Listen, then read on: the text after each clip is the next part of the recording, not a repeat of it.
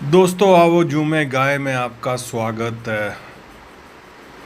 प्रकृति ने हमें पर्याप्त संपदा प्रदान की है और यदि हम इसे सर्वोच्च सम्मान की दृष्टि से नहीं देखते हैं तो ये हमारे साथ, विशेषकर हमारी झीलों के साथ अन्याय होगा।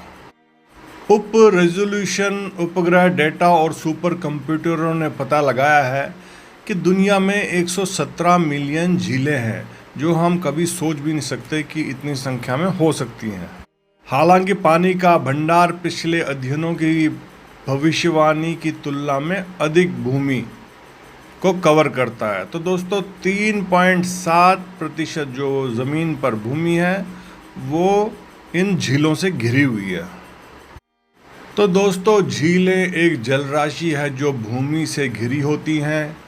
विश्व में लाखों झीलें हैं, जैसे हमने अभी आपको नंबर में बताया। वे हर महाद्वीप पर और हर तरह के वातावरण में पाए जाते हैं। पहाड़ों और रेगिस्तानों में, मैदानों पर और समुद्र तटों के पास।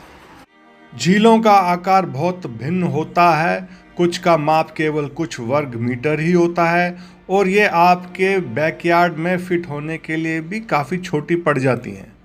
ऐसी छोटी झीलों को अक्सर तालाब कहा जाता है। अन्य झीलें इतनी बड़ी हैं कि उन्हें समुद्र कहा जाता है, जैसे कैस्पियन सागर यूरोप और एशिया में दुनिया की सबसे बड़ी झील है, जिसका क्षेत्रफल 3,70,000 वर्ग किलोमीटर से भी अधिक है। दोस्तों झीलों की गहराई बहुत भिन्न होती है। विश्व की सबसे गहरी झील बैकल झील रूप में है।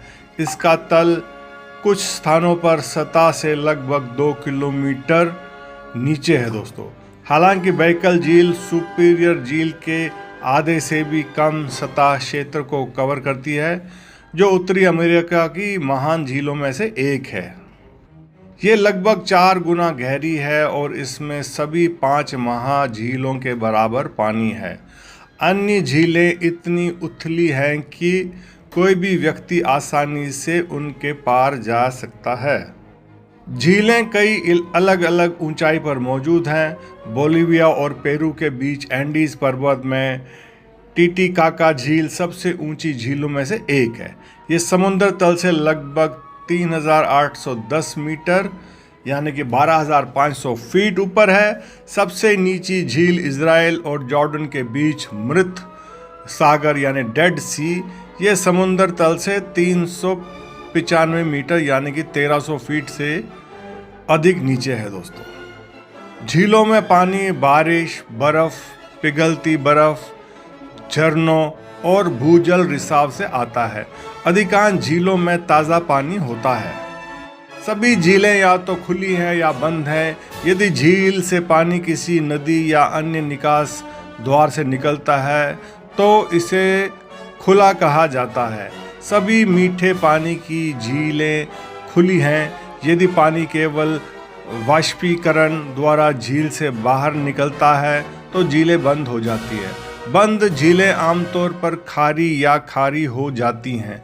ऐसे इसलिए है क्योंकि जैसे ही पानी वाष्पित होता है ये अपने पीछे ठोस पदार्थ छोड़ जाता है। ज़्यादातर नमक। अमेरिकी राज्य यूटा में ग्रेट सॉल्ट लेक उत्तरी अमेरिका की सबसे बड़ी खारी झील है। इसका पानी समुद्र से भी अधिक खारा है। ग्रेट सॉल्ट लेक के चारों ओर नमक के मैदान हैं। ऐसे क्षेत्र जहां झील वाष्पित हो गई है, केवल सफ़ेद नमक के टुकड़े बचे हैं। दोस्तों रहा सवाल झीलें कैसे बनती हैं। सभी झीलें पृथ्वी की सतह में कटोरे के आकार के गड्ढों को भरती है, जिन्हें बेसिन कहा जाता है। झील के बेसिन कई प्रकार से बनते हैं। दोस्तों कई झीलें विशेष रूप से उत्तरी गोलार्ध में लगभग 18,000 साल पहले नवीनतम हिमयुग के दौरान भूमि के बड़े क्षेत्र को कवर करने वाले ग्लेशियर द्वारा बनाई गई थी। बर्फ के विशाल ढेरों ने धीरे धीरे आगे बढ़ते हुए बड़े बड़े गड्ढे बना दिए और ज़मीन को साफ कर दिया। जब ग्लेशियर पिघले तो पानी उन गड्ढों में भर गया, जिससे झीलें बन गईं।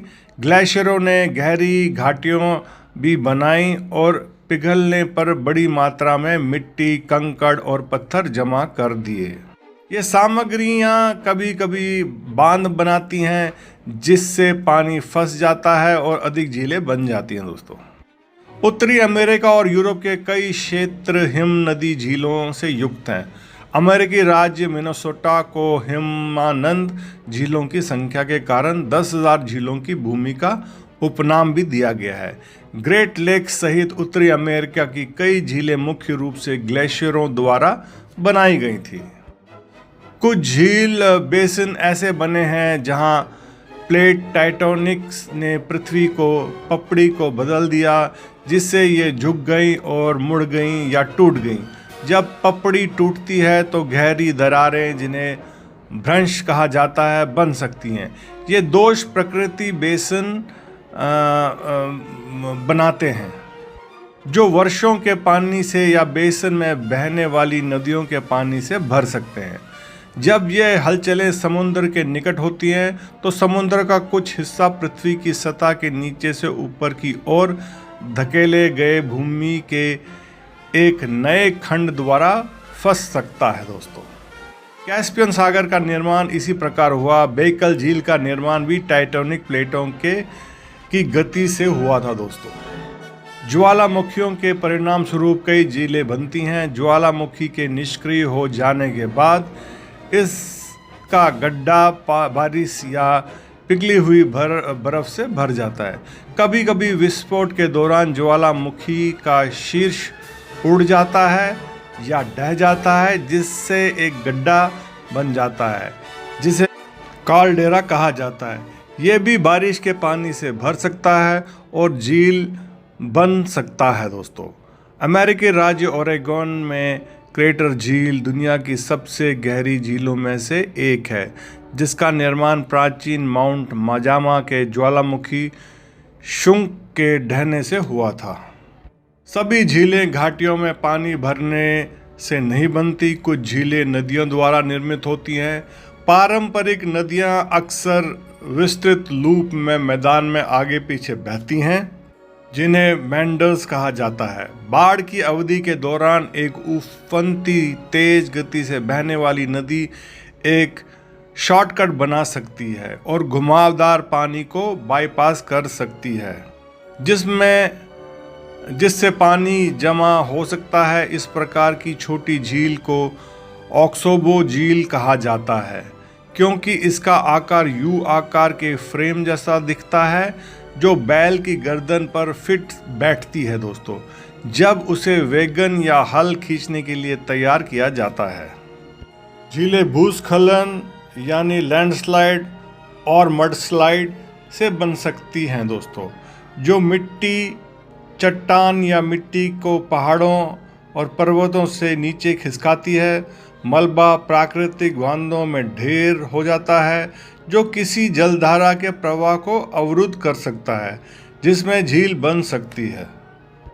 ऊदबिलाव पेड़ों की शाखाओं से जो बांध बनाते हैं, वो नदियों या नालों को पाट सकते हैं और बड़े तालाब या दलदल बना सकते हैं। लोग घाटियां खोदकर या नदियों या झरनों पर बांध बनाकर झीलें बनाते हैं। ये कृत्रिम झीलें जलाशय बना सकती हैं। सिंचाई, स्वच्छता और औद्योगिक उपयोग के लिए पानी का भंडारण कर सकती है। कृत्रिम झीलें नौकायन, तैराकी या मछली पकड़ने के लिए मनोरंजक उपयोग भी प्रदान करती है दोस्तों। कृत्रिम झीलें बांध पर जल विद्युत संयंत्रों के माध्यम से बिजली प्रदान कर सकती है। अमेरिकी राज्य एरिज़ोना और नेवादा में लेक मीड का निर्माण तब हुआ जब महामंदी के दौरान हूवर बांध बनाया गया था। ये बांध अप्रत्याशित कोलोराडो नदी को नियंत्रित करने और पश्चिमी संयुक्त राज्य अमेरिका की बिजली प्रदान करने के लिए बनाया गया था। दोस्तों अब चलते हैं जीवन चक्र, जो झीलों का जीवन चक्र होता है।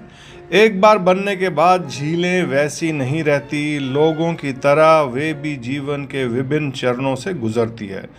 युवावस्था, परिपक्वता, बुढ़ापा और मृत्यु, सभी झीलें, यहाँ तक कि सबसे बड़ी झीलें भी धीरे धीरे गायब हो जाती हैं, क्योंकि उनके बेसिन तलछट और पौधों की सामग्री से भर जाते हैं। झील की प्राकृतिक उम्र बढ़ने की प्रक्रिया बहुत धीरे धीरे होती है, सैकड़ों और यहाँ तक कि हजारों वर्षों के दौरान, लेकिन मानवीय प्रभाव से इसमें केवल दशकों का समय लग सकता है। झील के पौधे और शैवाल धीरे धीरे मर जाते हैं। झील की ऊपरी परत के गर्म उथले पानी के कारण पौधे और शैवाल विघटित हो जाते हैं और अतः वो बेसिन में डूब जाते हैं। झील के तल पर धूल और खनिज जमा पौधों के साथ मिलकर तलछट बनते हैं दोस्तों। बारिश मिट्टी और कंकड़ को बेसिन में बहा देती है। झील के तल पर मछलियां और अन्य जानवरों के अवशेष ढेर हो गए हैं। किनारों से शुरू होकर मध्य की ओर बढ़ते हुए झीलें छोटी होती जाती हैं, अतः झील दलदल बन जाती हैं दोस्तों। इस बिंदु पर सूखने की प्रक्रिया नाटकीय रूप से धीमी हो जाती है।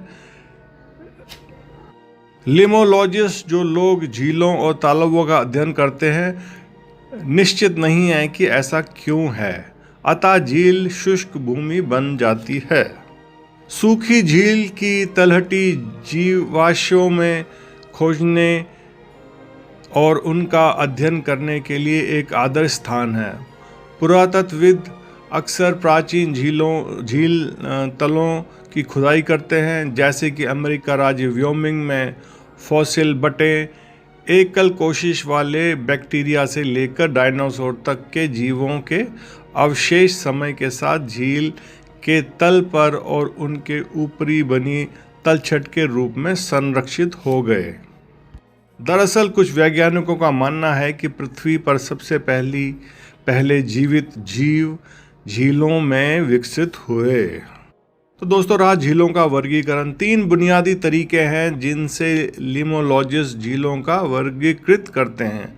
झीलों में कितने पोषक तत्व हैं, उनका पानी कैसे मिश्रित होता है और उनमें किस प्रकार की मछलियां रहती हैं। जब झीलों को उनके पोषक तत्वों की मात्रा के आधार पर वर्गीकृत किया जाता है तो लिमोलॉजिस्ट टैफिक प्रणाली का उपयोग करते हैं। आमतौर पर झील का पानी जितना साफ होगा उसमें पोषक तत्व उतने ही कम होंगे। जो झील बहुत पोषक तत्वों से भरपूर होती है उनमें बादल छाए रहते हैं और उनमें से देखना कठिन होता है।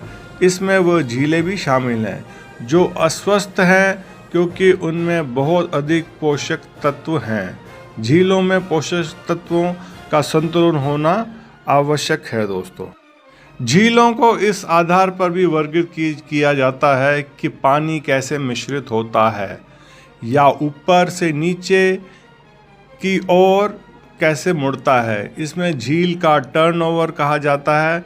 कुछ झीलों में, विशेषकर उथली झीलों में, पूरे वर्ष पानी मिश्रित रहता है। इन झीलों में झील का टर्नओवर बहुत कम होता है। गहरी झीलों में बड़े पैमाने पर झील परिवर्तन का अनुभव होता है। मध्य परत थर्मोकोलिन पूरे वर्ष मिश्रित होते रहती है और पलटती रहती है। यह जलवायु, पोषक तत्वों की विविधता और भूकंपी जैसे भूगर्भीय गतिविधियों के कारण पलट जाता है दोस्तों। हालांकि झीलों का प्रमुख परिवर्तन पतझड़ और वसंत के दौरान होता है, जब झील का ठंडा और गर्म पानी मिश्रित होकर पुनः समायोजित हो जाता है। झील टर्नओवर का अनुभव करने के लिए अधिकांश झीलें डिमिक्टिक झीलें हैं दोस्तों, जिसका अर्थ है उनका पानी साल में 2 बार मिश्रित होता है, आमतौर पर पतझड़ और वसंत ऋतु में। झील का प्रवाह मौसम के साथ बदलता रहता है। गर्मियों के दौरान एल्यूमीनियम या सतह परत सबसे गर्म होती है। ये सूर्य द्वारा गर्म होता है। सबसे गहरी परत हाइपोल्यूमिनियम सबसे ठंडी होती है। सूर्य की किरणें इसे ठंडी अंधेरे परत तक नहीं पहुंच पाती हैं। पतझड़ के दौरान गर्म सतह का पानी ठंडा होने लगता है। जैसे ही पानी ठंडा होता है ये अधिक सघन हो जाता है, जिससे ये डूबने लगता है। ये ठंडा घना पानी झील के तल में डूब जाता है। ये हाइपोलेमियन के पानी को बढ़ाने के लिए मजबूर करता है। सर्दियों के दौरान एप्लेमिनियम सबसे ठंडा होता है, क्योंकि यहाँ हवा, बर्फ और कम हवा के तापमान के संपर्क में रहता है। हाइपोलेमियम सबसे गर्म होता है। ये पृथ्वी से छूता रहता है। यही कारण है कि सर्दियों के दौरान झीलों पर बर्फ होती है, जबकि मछलियाँ नीचे थोड़े गर्म तरल पानी में तैरती हैं। वसंत के दौरान झील फिर से पलट जाती है। ठंडा सतही पानी नीचे की ओर डूब जाता है, जिससे गर्म कम सघन पानी ऊपर की ओर चला जाता है। झीलों को वर्गीकृत करने का अंतिम तरीका उनमें मौजूद मछलियों के प्रकार के आधार पर है, जिसमें मछलियां पकड़ने के उद्योग से जुड़े लोगों को ये पहचानने में मदद मिलती है कि वे इस झील में किस प्रकार की मछलियां पकड़ने में सक्षम हो सकते हैं। उदाहरण के लिए किसी झील को ठंडा पानी की झील कहना एक मछुआरे को बताता है कि वे शायद ठंडे पानी की मछली ट्राउट को खोजने की उम्मीद कर सकता है, जिससे झील में मोटी कीचड़ भरी तलहटी होती है, उसमें कैटफिश होने की अधिक संभावना होती है। दोस्तों, किसी झील को वर्गीकृत करने के अन्य तरीके भी हैं, जैसे कि क्या ये बंद है या नदी या जलधारा द्वारा पोषित है। राज्य भी झीलों को उन झीलों में विभाजित करते हैं जो सार्वजनिक उपयोग के लिए उपलब्ध हैं। दोस्तों, और जो सार्वजनिक उपयोग के लिए उपलब्ध नहीं है, बहुत से लोग झीलों को आकार के आधार पर देखते हैं। दोस्तों, रहा सवाल जानवर और पौधे झीलों का उपयोग कैसे करते हैं।